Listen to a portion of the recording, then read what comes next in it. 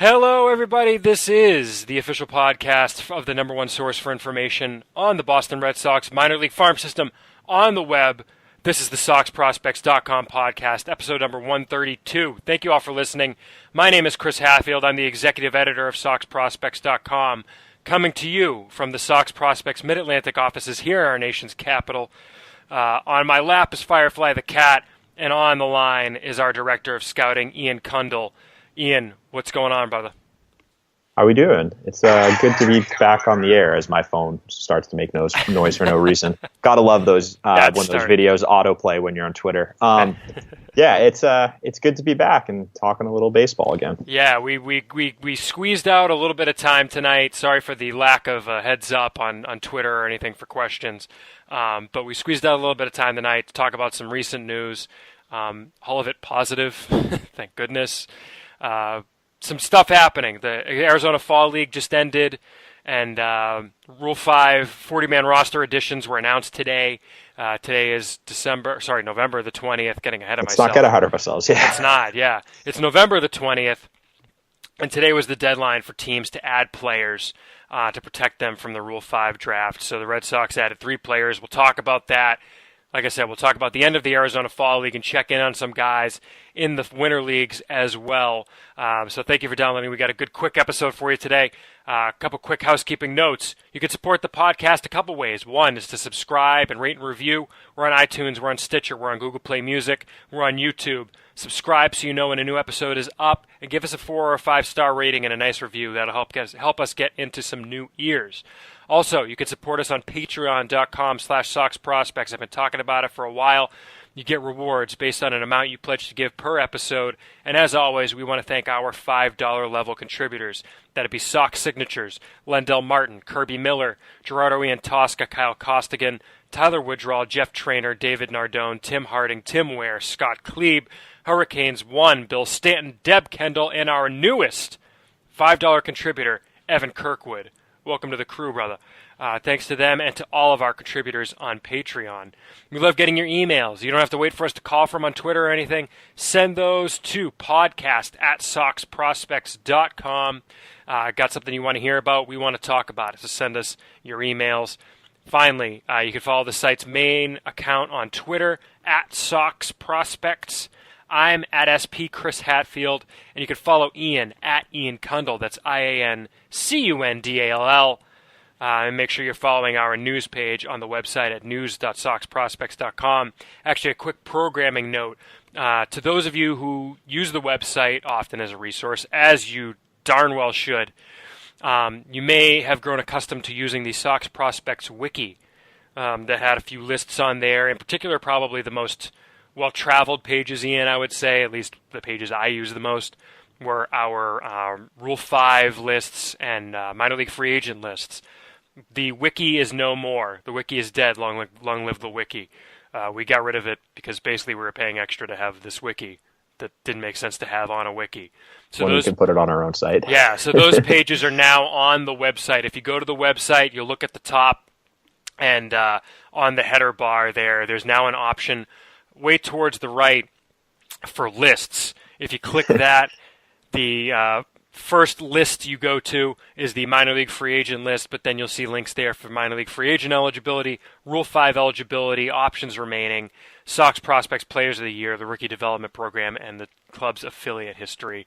So all those kind of resourcey type deals are located there now. So if you bookmarked the wiki, that's gone. Those aren't going to work anymore. Very useful list, though. Yeah, but the lists are clutch, especially at this time of year. So, Ian, I think that's actually what we in the business will call a transition. Oh, is it? It is. Continue. Yeah. Tell me more. The cat's looking at me skeptically, as I'm sure you are. So today was the deadline for the Red Sox to add players to the 40-man roster to protect them from the Rule 5 draft in December at the winter meetings. Now, they'd already kind of gotten a head start on this, as within 5 days after the World Series, the Red Sox added Bryce Brentz and Williams Jerez to the 40-man roster to protect them not only from the Rule 5 draft, but to keep them from becoming minor league free agents. So those two players were recently added. And today the Red Sox added 3 players, all of them pitchers. That'd be left-hander Jalen Beeks and 2 right-handers in Chandler Shepard and Ty Buttrey. Beeks split the year between Portland and Pawtucket. Buttrey was up and down. He spent most of the year in Portland, and Shepard was in Pawtucket the whole year. A couple of interesting adds, Ian. The highest-ranked player of the crew is Jalen Beeks, who will be ranked 10th once we get up the gumption to remove Daniel Flores from the rankings. He's currently at 11 if you look at their website. Shepard and Buttrey will be ranked at 28 and 34, respectively. Those are the 3 guys I had pegged as possibilities. I think the numbers that I threw out there was 100% certainty on Beeks, 80% certainty on Shepard, and 50% certainty on Buttrey. Anything that surprised you in who they did or didn't add today? No, that was the 3. I think they were kind of obvious. I agreed with you that I actually posted on Twitter literally like 5 minutes before they announced it, which was not planned at all. I was just when I finally had time to post it during the day, but Beeks was a lock, and I thought that Buttrey and Shepard were the next names that were pretty much near certain. And so that's what ended up happening. And, they're the type of guys that other teams look for in the Rule 5 draft because they're guys you could stick in a big league bullpen, especially if you're a rebuilding team. So I think it makes sense for the Red Sox to protect them, and I wouldn't be surprised at all if we see definitely Beeks and Shepard and maybe even Buttrey at some point in the big leagues next year. Yeah, and those 3 were all guys I thought would have been locks to be picked. I mean, but Beeks was kind of in his own category. Where I agree. It was a certainty. He, at the end of the year, was basically an option for Major League depth if they wanted. The only thing that probably kept him from coming up is the fact that he wasn't already on the 40-man roster, whereas they had plenty of pitchers on the 40-man roster already. So just the marginal gain you may have gotten from starting Beeks or getting Beeks in the bullpen down the stretch, they didn't deem it worth it, and I'm inclined to roll with that, frankly. So I think that made a lot of sense, and adding him now made a lot of sense. He's a guy who you said, Ian, cleaned up his mechanics a decent amount during the year from what you had seen previously, and it kind of brought himself from a guy who's starting, who's probably going to be a reliever down the line, to a guy who's actually a Major League depth option at starter. I mean, I still think he's a reliever long term, but I think he could be like a spot starter versus or like a swingman type role, throw long relief. If you need a guy to go out there and give you 5 innings, he can do that. But I think eventually he'll just settle into a bullpen role. But I still think he could be pretty good out there. He's a lefty. He can run it up to 94, 95 miles per hour in short stints. But as a starter, he's more like 89, 91, 90, 92. So I think the fastball, if he's especially in a bullpen role, can be a little more consistent in, the 92, 93 range. And then he's just got a variety of secondary pitches that he can throw at you. He can get both righties and lefties out, and just knows how to pitch. Really strong pitchability guy, and I think that'll serve him well. And considering where he was drafted, I think he was an 11th round pick, or I want to say, or 13th round. I think he was 13th round. 12th round. 13th round's the guy we're going to wind up talking about next. But so he was a 12th round pick out of Arkansas. I mean, 150K bonus. So to kind of turn around when slot was 100. Yeah. So he was over slot, round, but he wasn't, one of those big early bonus guys or anything. And if you see him, he doesn't stand out physically. He's undersized. He's probably 5'10", 5'11", 180 pounds. So, to do what he's done, he's cleaned up his delivery, as you alluded to. Even this year, it's funny. It was first noticeable when I saw him in Portland to start the year that he made some significant changes to it. And there's some video on the site the scouting scratch I posted back in May, which compares his delivery from spring training last year to what it was with Portland. And then even later in the year, I saw him again in Pawtucket in August, and he'd made a couple subtle changes then too, which have gone more towards a more like general, a more typical delivery is a good way to put it. And simplified it, I think, is one way you could say it. Yeah. Exactly. So, I've been a fan of his, and I think there's a very good chance we see him in the big leagues next year. Yeah, Chris Smith at MassLive.com had an article that went up on October 18th about Beeks, and he talked about how he struggled with his command of his curveball and changeup last year. He was kind of a one-pitch guy, and he overhauled his mechanics, added a cutter, subtracted the slider coming into 2017, and all those things kind of made all the difference in the world. And it's funny, thinking of Beeks, I think back to when he was drafted, and you kind of alluded to this a little bit, Ian.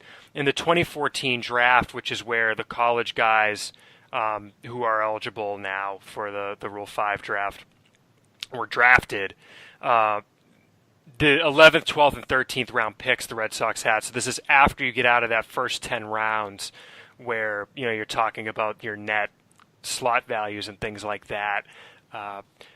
The 11th, 12th, and 13th round picks were a trio of college arms who I remember being very intrigued by. They were all top 500 guys, actually all top 400 guys for both Baseball America and Perfect Game. The 11th rounder was Karsten Whitson, who didn't work out. I think we don't really know this, but it seemed like mostly, or at least in some part, due to injuries. The 12th round pick was Beeks, left-hander out of Arkansas. And the 13th round pick is the next guy I want to talk about, Ian, Chandler Shepard, right-hander out of Kentucky, who got just below the 100K slot value, I guess, if you want to call it that. In part because I think both Beeks and Shepard were guys who had been kind of dinged up in their junior seasons, and if they had been healthy, probably would have been picked much earlier. Shepard's another guy who's worked out. Although the interesting thing with Shepard, he's a guy who's worked as a reliever his whole way up, and I remember seeing him in Greenville and thinking, this is actually a guy I'm interested in here. But it didn't really stand out too much from the crowd. Was in that group along with Jamie Callahan, Ben Taylor, Austin Maddox, who stuck in camp until the very end on opening day, or just before opening day, before he got sent down to Pawtucket. Spent the year in Pawtucket. Had good stretches, had okay stretches, dealt with an injury. But it seems like the organization has some plans for him going forward.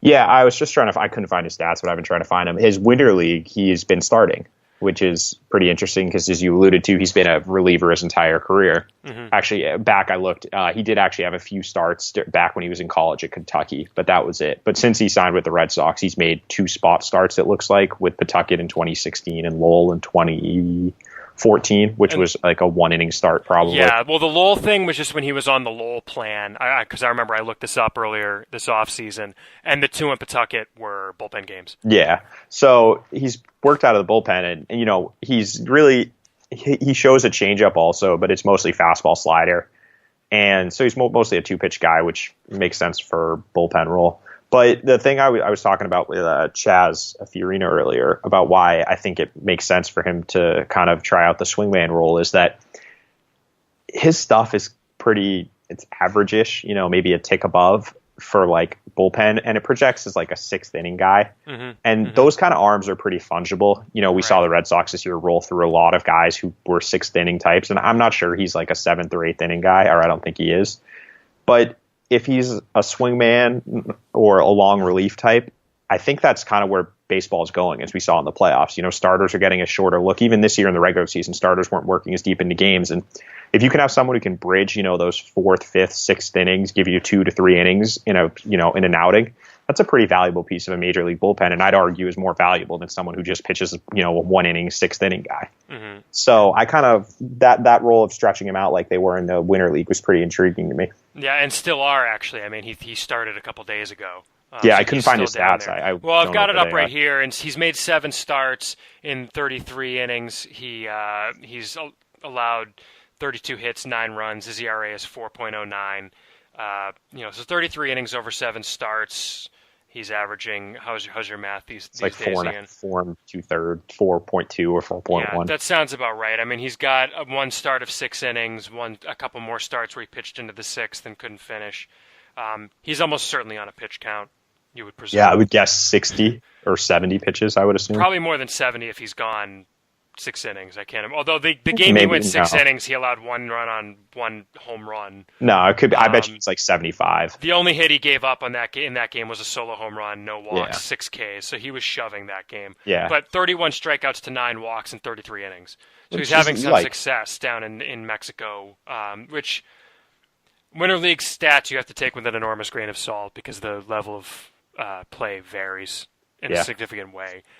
His teammate down there, Bryce Brent's actually, while we're briefly mentioning the fall and winter leagues, Bryce Brent's I think leads the Mexican League. It's actually the Mexican Pacific League is the winter league. Brent's leads the league with 7 home runs. Yeah, because he just hits bombs. Because that's what he does. I mean, he's hitting .211 with a .343 on base and a .478 slugging. So yeah, That's the Bryce Brent's line right there. But that said, anyways, back to Shepard. Apparently, Dave Dombrowski has talked about this. This is not just, the Naranjeros de Hermosillo deciding to make him a starter. This is, Dombrowski has said, we've got plans for him to try him as a starter and see how it looks. He's on the radar for them. Why He's not? not just a guy. And apparently the plan is that Brian Johnson and Roenis Elias are going to come into camp as relievers. Straight relievers, right? Straight relievers. They're going to try those guys in the bullpen as left-handers out of the bullpen because that's a thing they're looking for. With Fernando Abad is definitely not coming back. They've got Robbie Scott coming back. And then Robbie Ross is gone, too. Robbie Ross is gone as well. So they're looking for some options there. They're probably going to try and sign an arm or two. But if those guys are relieving, you need a couple guys. You might need a guy or two to step into the starter role, or you need to go sign someone. And I think what they've realized after a couple of off seasons where they haven't had the greatest success finding guys as free agents, maybe Hector Velasquez accepted, but that's a different sort of situation. Having what's his face Shepard in that role, you've got a Pawtucket rotation of Velasquez, Beeks. Probably includes Haley if he's not picked in Rule 5. Justin Haley. I think he'll be back next year. Yeah, I think. Is he a minor league free agent though? And Chandler Shepard. No, Haley's not a minor league free agent. He's not. He's a free agent next year. Gotcha. So that's some pretty good depth that you could potentially have there. Yeah, definitely. And I think that Shepard, the one thing that he does well is, as you alluded to in his winter league stats, that kind of a carryover from his regular season is he can miss bats and he doesn't walk that many guys. No. And those are the kind of things I like in my pitchers, especially in a bullpen role. Yes. But he does have, he's got a good frame. He's like 6'2", 6'3", I would say. He's not like undersized or anything, and his delivery's fine. So I would give him a chance as a starter. I don't have an issue with that. So we'll see. We'll got to look next year. One thing that you mentioned is you like your relievers to not walk guys and get strikeouts. I set you up there. I appreciate that. The third guy that was added was Ty Buttrey, who I think kind of the story for me, and I'll see if you agree with this, is he has the best stuff probably of these three guys, but control is an issue. And I'll go ahead and say it. I think both in the command and control sense and in the kind of emotional sense. Admittedly, didn't see him this year, but in the past, when I've seen him kind of controlling his emotions on the mound, was something that Ty Buttrey could stand to work on. Had ups and downs this year. Had a lot of success at the AA level. Not so much so in Pawtucket, although he had this kind of weird sequence of promotions and demotions back and forth to Pawtucket that I think didn't really put him in a position to succeed all that much. But to me, he was a guy who, especially after a pretty successful Arizona Fall League stint, Buttrey in 7 games went 8 1/3, 9 hits, 2 runs, 3 walks to 10 strikeouts. So the WHIP was 1.44, but he's a guy who did have some success out there and may have shown well. He was like 94, 98. Yeah, with I want to say like a plus changeup. Yeah, and that's a league where teams scout the Arizona Fall League for Rule 5 in large part, and Buttrey's a guy that I wasn't certain if they were going to protect him. I was more certain that if they didn't protect him, he'd get picked. Oh, he was 100% getting picked if he didn't get protected. Mm-hmm. Yeah, as you said, he's exactly the type of guy who gets Rule 5'd. Mm-hmm. We saw, who was it, the Padres did it last year with a guy from Low A, I want to say, who just throws really hard. Mm-hmm. Yeah, it's good. Good for Buttrey. He as you said, he had a very good year with Portland. Vinus, it was weird. His overall numbers, I'm looking at him now, are actually not as good as I thought they would be. Well, but they're better if you kind of isolate Portland when he struck out 56 in 46 Well, no, I'm innings. looking at Portland though. Oh, okay. He had like a 1.35 WHIP, but I'm pretty sure if I remember correctly that he basically has like a couple blow up outings in there that really skew that. Yeah, or even if you look at his Arizona Fall League stint, all 3 of his walks came in his first 2 outings. Well, and that's the thing with him is it's consistency. Both command and control, and with this stuff. I remember I saw him, I want to say 5, 6, maybe 7 times this year. Some outings he was 94, 98 with a plus changeup, and that's the very good Buttrey, and he would go 2 innings and strike out 4 guys, and it would just look easy for him. Then there'd be other outings where he'd go an inning, give up 5 hits, walk a couple guys, and sat 92, 94, 95 with a below average secondary pitches. And so he's got to improve that consistency still. And, in past years, he wasn't even missing bats. So, we've made some progress there where now he's getting strikeouts at least. But he needs to cut down the walks still. and just that consistency from outing to outing. You need to be able to be confident that when you throw him out there, you know what you're getting stuff-wise, and that's not something I think that you can say right now. Yeah, he's a guy who can go to Pawtucket, and I think if he spent a lot of this season in Pawtucket, it wouldn't necessarily be it wouldn't mean that something went wrong. It would be fine for his development as long as he was continuing to build on that consistency. Exactly. Right. Well, those are the three guys they added, Ian. Just looking really quickly at the list of guys who didn't get added. Kind of the headliners. I'll kind of just list them off alphabetically, and we can pick a couple to mention, at least in terms of guys who are significant and may sort of have a shot at getting picked. There's Trey Ball, left-hander who spent the year in Portland. Jeremy Barfield, the outfielder the Red Sox signed out of Indy Ball in late May, and probably was Portland's best hitter for the season in the sense that he was there the whole year, as opposed to Chavis, who was there for half the year, and Devers, who's only there for half the year. Rusney Castillo didn't get added, but of course his situation is he's got that enormous contract. Harrison Cooney is a guy that we've talked about on here before, Ian. Throws really hard, but was in, A-ball. He was out to Salem, though, I think. Yeah, he got up to Salem, but I mean, the control and command are still coming back after Tommy John. Jake Cozart, who didn't have a great year in Portland. I mentioned him more because he's been mentioned by some beat writers on the Red Sox beat as a guy who, one I saw was that he was not him, but one mentioned him as a guy who was probably going to be added. I don't think there's any chance he gets picked, but maybe there's a slight I wouldn't chance. rule it out, because if you catch, he's someone who, if you catch him on the right day, well, no, but it's not just that. If you catch him on the right day, the stuff is really good, but it's just he doesn't have those days very often. Right. But, if you only see him once during the year and that's all you see, you're going to have a favorable outlook. But just with his delivery, I don't see it. Yeah. Other guys, I mean, there's Justin Haley, who got selected last year by the Twins. He got selected by someone else and got traded to the Twins. I don't even remember who. I think it was the Padres. It was the Padres, you're right. I wanted to say that, but I wasn't certain. They just, when in doubt, the Padres. When in doubt, the Padres or the Orioles. The Twins returned him. I don't see him getting picked again, honestly. I think I don't either. The stuff didn't play up in the bullpen role, I think, like the Twins were hoping it would. So there's Haley, who's available again. Edgar Jimenez had a decent year last year, got up to Portland. I don't think he gets picked. The stuff's kind of pedestrian. Loved Edgar, though. Danny Mars had a very good campaign for the Portland Sea Dogs. I just think too much of a tweener. Yeah, I don't see it. Not enough pop for the corners. Doesn't really play defense well enough to be a center fielder. All three outfield spots option off the bench. Cal Martin was a guy who was on the 40-man until recently. But that said, Martin cleared waivers. Yeah, when he was DFA'd, anyone could have had him. So anyone could have had him and optioned him. I can't see him getting picked in Rule 5, where he would have to stick on the 25-man roster. Who else? Let's see. Scrolling down. Shepard got added. Anuri Tavares was the other guy in the organization who got picked last year by the Baltimore Orioles, of course. Didn't stick, came back before the season started. He could get picked again. He was injured a lot of the year, though. He was injured a lot of the year. I mean, the OBP was below 300. Didn't have a great season. I don't see it happening. I think that's about it for potential guys.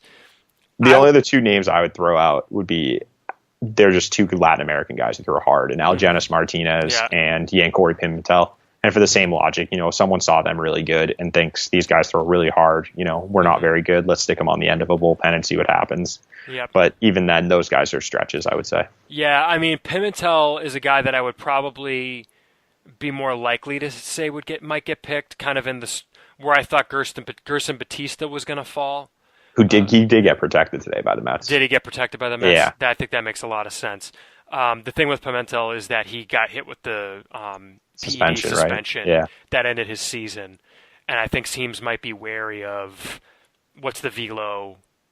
They haven't seen him since probably, May of last year, I want to say? June, I believe. June? But he hasn't thrown he didn't throw, obviously, the entire second half, plus a little bit, so, yeah. Yeah, I'm looking it up. He got suspended on June 9th. Yeah, for 80 so it's games. Been a while. Yep. And it was for PEDs, for steroids. Yeah. It wasn't the minor league drug policy. Mm-hmm. So yeah, and then Alhenis Martinez, like you said, that's a guy I probably should have mentioned, but I mean, he spent the year what level? He was in Greenville. Yeah, he was in Greenville. So that's a long way away. Yep. And it's not Jason Garcia throwing 100, and even look what happened with Garcia. I mean, it kind of... Well, but he throws hard. I mean, I think he's up to like 97, 98, so... Alhenis, yeah. All right, well, fair enough. But that's Rule 5. Pretty bad this year for the Red Sox. Well, and honestly, Rule 5 is always kind of the most overanalyzed for how important it is part of the Major League year.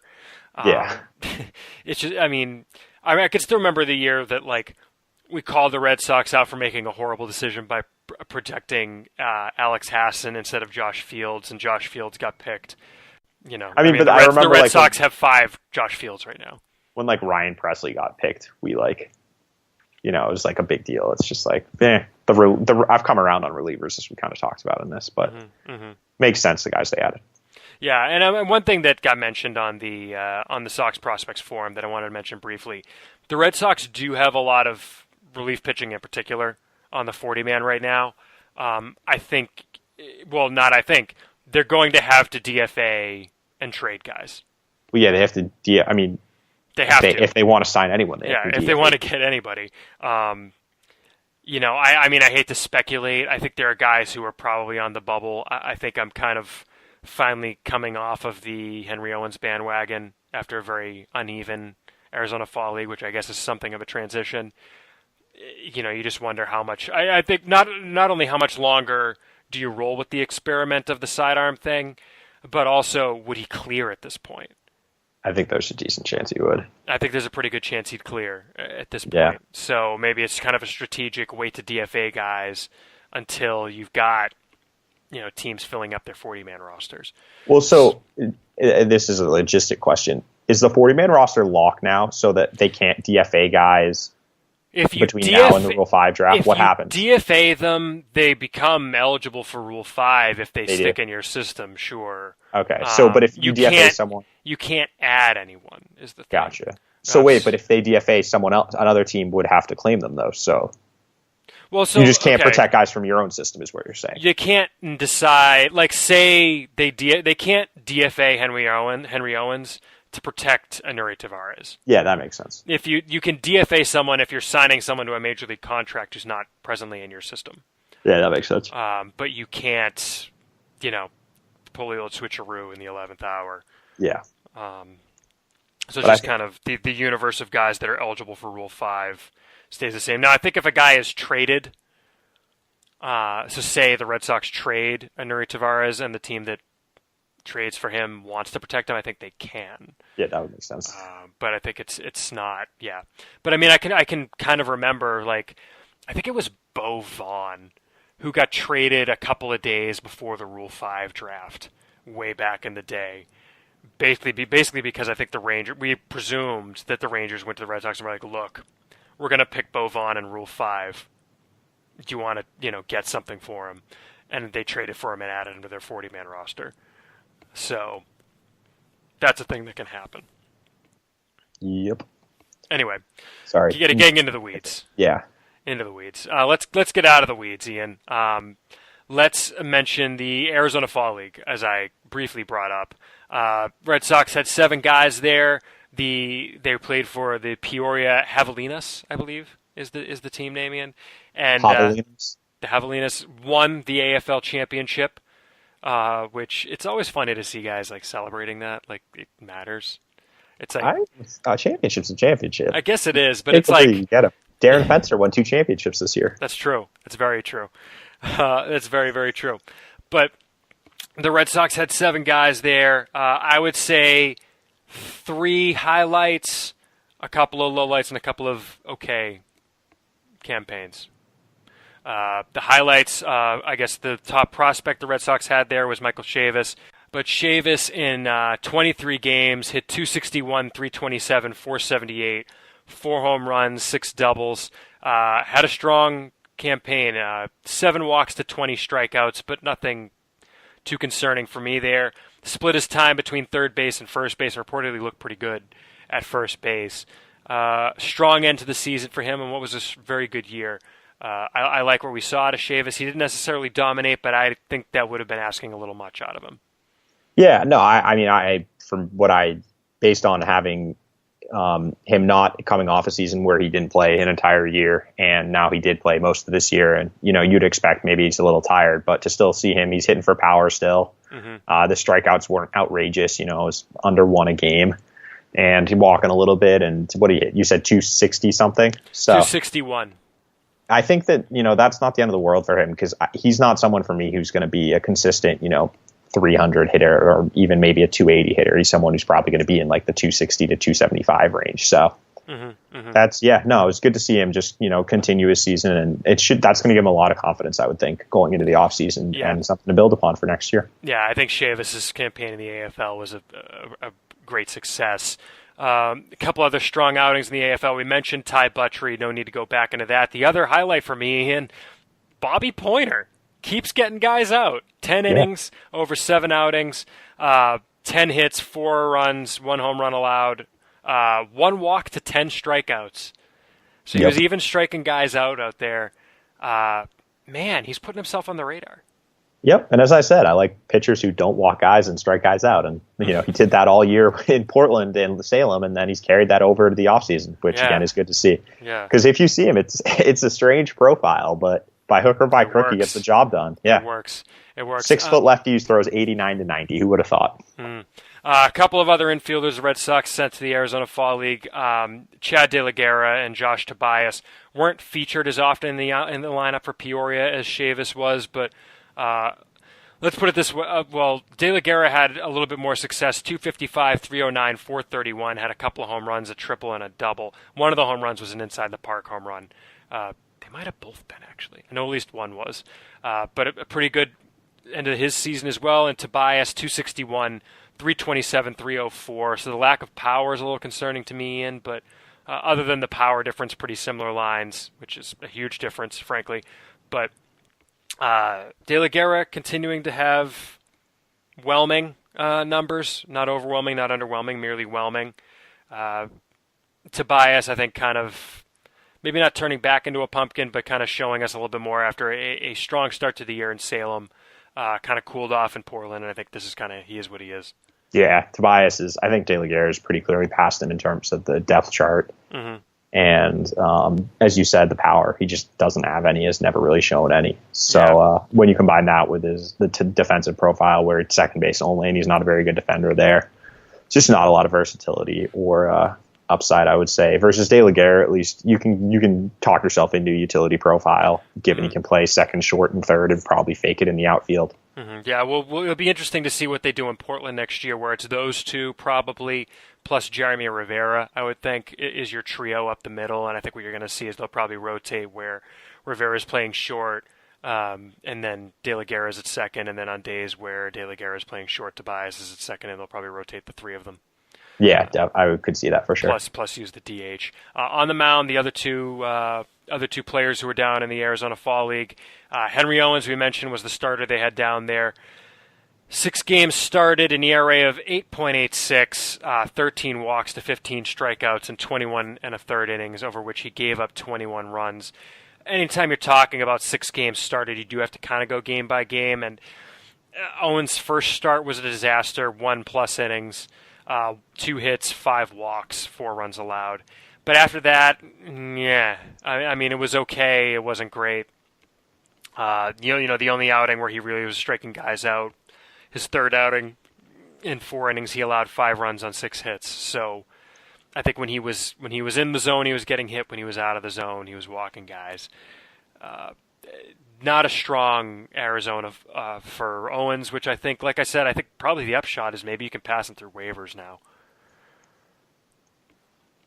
Yeah, but I mean, is that a good thing? I would have rather he threw well and kind of makes a name for himself. But Owens, it's a tough one. I don't know what you do at this point, because getting demoted from Pawtucket to Portland after making your big league debut at 2 years ago. Mm-hmm. And then just having all, that, just really struggling with everything. It's got to take a toll. And now they've changed the delivery up and the results are not great. So Maybe a change of scenery can. Yeah, he's in a tough situation. Mm-hmm. And the other pitcher was Kevin McAvoy, who was the replacement for Brian Johnson. So maybe a little bit of a mulligan if he maybe wasn't completely prepared to go down there. But 8 outings out of the bullpen, so it's the first we've seen McAvoy out of the bullpen, which was a role I really wanted to see him in, frankly. 10 innings, 9 hits, 8 runs allowed, 7 of them earned. 8 walks to 6 strikeouts. He also hit 3 guys. Not a lot of control out of McAvoy, and not what I was hoping for out of him in shorter stints. He's a guy who basically throws from the stretch anyway when he starts. The stuff's got a lot of movement to it, and I was hoping only having to go out there and throw an inning or 2 at a time would help him, and it just looks like it didn't.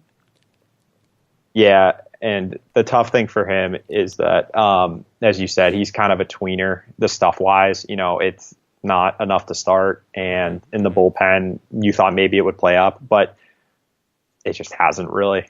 And so I don't, maybe it was, as you said, I don't think he pitched out of the bullpen this year with Portland.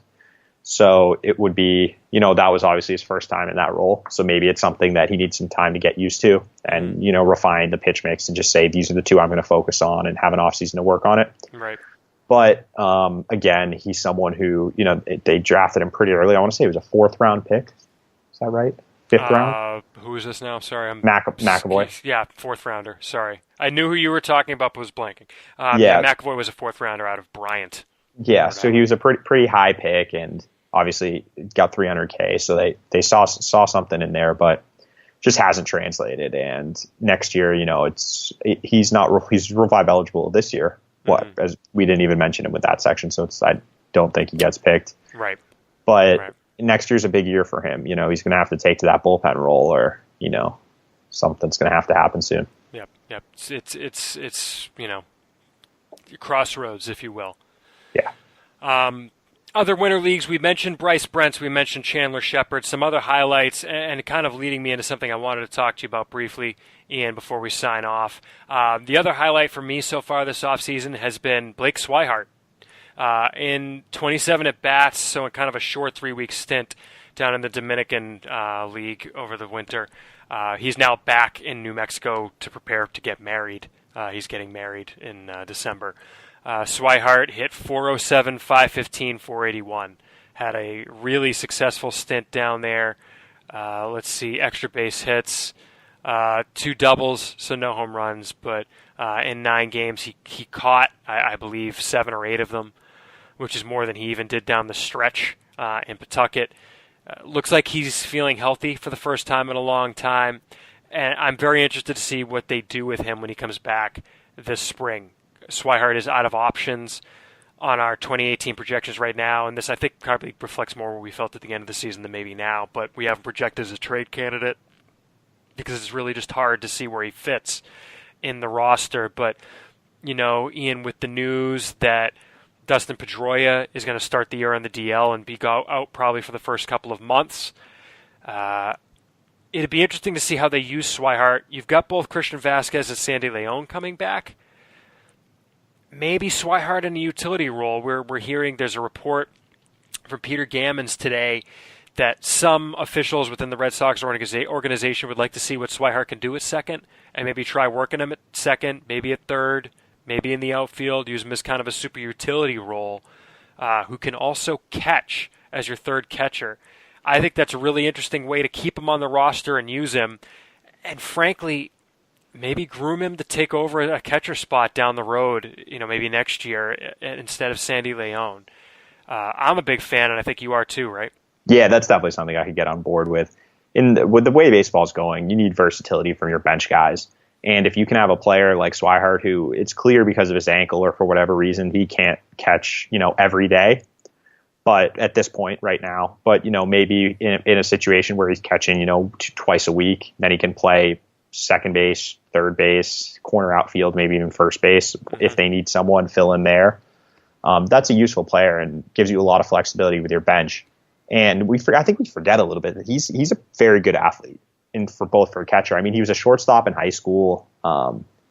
he was pretty well regarded at that position, if I remember correctly, for his summer league teams and everything. So, well, he apparently was going to play shortstop for the Team USA club that he was played on the summer before he got drafted. But then they added Francisco Lindor. Yeah, he's pretty good. Who's pretty good at baseball. Yeah, exactly. So he's not your typical catcher in regards to kind of the Sandy Leon or Christian Vasquez types, just, the short, stocky guys who you stick behind the plate. So if he can do that, I mean, that's something that would be very interesting, especially, as you said, because he's out of options. Yeah, and as Sandy Leon enters arbitration, he's entering his first year of arbitration this year. I don't think I want to pay second year of arbitration Sandy Leon. No. I mean, what he's going to wind up getting. I would love to have that Vasquez-Swihart tandem behind the plate and maybe work Swihart into that catching rotation as the season goes on, even this year. He still has the most upside of any of those guys. Oh, by far. But, I mean, it's just, again, it's just how much can you really hope for? I don't know. I'm trying not to let 27 at-bats in the Dominican Winter League, sway my judgment too much as compared to what we saw from him this year. But yeah, he was not good at the plate this year. You wonder how much. I mean, he said in interviews, look, I basically changed my swing completely because I couldn't really walk. Yeah. Right. I mean, and if you can't lose your legs, that's kind of a problem. Huge problem. At the plate. Huge problem. So I need the thing it's going to sound bad, but we need to see him on the field consistently. And, as you said, it's almost 30 at bats or 26 at bats, whatever it is in the Winter League is all well and good. But, we need to see when he gets there in spring training, is he playing? Because he's someone I could see them giving a lot of playing time during spring training games. Yes. And is he going to, can he get 60, 70, whatever at bats during spring training and be healthy the entire offseason? And, those are the type of things we need to see. I would say, I don't even know if I'd go with cautiously optimistic, but, I think hopefully cautiously hopeful. How about that? Yeah. Well, it's just looking at their bench, too. If they have Blake Swihart, the bench makes a lot more sense because if he can take like the Brock Holt role, it allows you to keep Devin Barrera as your backup shortstop. And then you have Bryce Brentz as your backup outfield. And there's your bench: Leon, Swihart, Barrera, Brentz.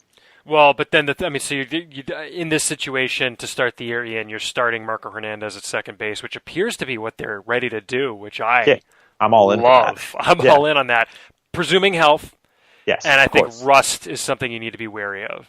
When Hernandez is healthy, he could hit. Oh, sure, but I just worry about the fact that he basically missed a season. No, I know, but what I mean is that I think he's someone that we kind of forget because he graduated from prospect status, so he fell off of our first page, and he wasn't someone they drafted and developed or signed as a an international free agent developed. They got him from the Cubs for, I want to say, Felix Doubront. Exactly. But he's someone who, since they got him, he's always hit. And I remember the game that I go back to it. I want to say it was, 2015 in Pawtucket, maybe, or 2016? I can't remember which. It's whenever Marcus Stroman was coming off his ACL tear and was making, so it was 2016, was making his rehab appearances with in AAA at the end of the year. And Hernandez was the only guy who had any idea of what to do against him. He went in there, and I think he had 4 hits in that game, all off Stroman, and they were all like just missiles. And he's someone who, well, every time I've seen him, he can hit. It's not a huge power profile or anything, but in this day and age, he'd probably hit 20 home runs anyway because baseball. But he's someone who I genuinely think could provide them solid production at second base at minimum salary. And based on what the rest of their offseason's looking like, they're going to need guys like that. Right. I do wonder, Ian, is a 5-man bench more of a possibility with the schedule next year expanding to include more off days? I wonder how much more of a realistic possibility it is to go 5 deep on your bench. It's not the worst idea. I mean, 12 pitchers always has seemed excessive. So, especially if you get guys like a Brian Johnson who can give you multiple innings.